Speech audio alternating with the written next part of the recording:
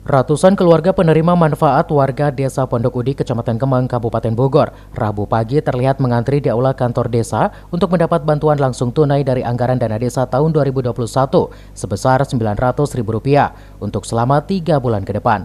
Dan penyaluran bantuan tersebut dilaksanakan dengan menerapkan protokol kesehatan. Kepala Desa Pondok Udik, Enti Sutisna, mengatakan penyaluran bantuan langsung tunai yang dilaksanakan oleh pemerintah desa untuk warga terdampak COVID-19 di desa tersebut merupakan bantuan sejak adanya wabah virus corona. Bahkan bantuan anggaran tahun 2021 kini pertama kali dilaksanakan dari ke-8 desa yang ada di Kecamatan Kemang.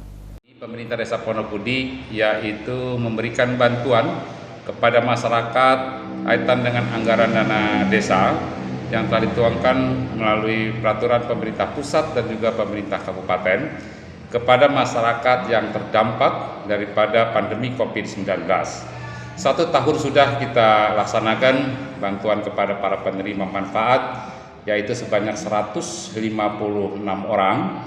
Dan alhamdulillah di tahun yang kedua ini, pemerintah pusat yaitu telah mengeluarkan kembali kebijakannya untuk membantu kepada masyarakat menyalurkan bantuan langsung tunai melalui anggaran dana desa. Pada awalnya saya berharap di tahun ini tidak lagi ada, ternyata pandemi COVID-19 ini terus merebak sehingga bagi masyarakat yang terdampak itu kembali mendapatkan bantuan melalui anggaran dana desa. BLT. Bantuan BLT. Iya. Berapa Bu nominalnya Bu? Ya. Nominalnya berapa duit? 900. 900. Iya. Ini udah keberapa? Udah keberapa kali? Kurang tahu berapa kali ya? Udah nggak? Udah. Ada setahun ya? Udah ada setahun. Apa sih harapan Ibu sendiri Bu dengan adanya bantuan BLT dari desa ini Bu?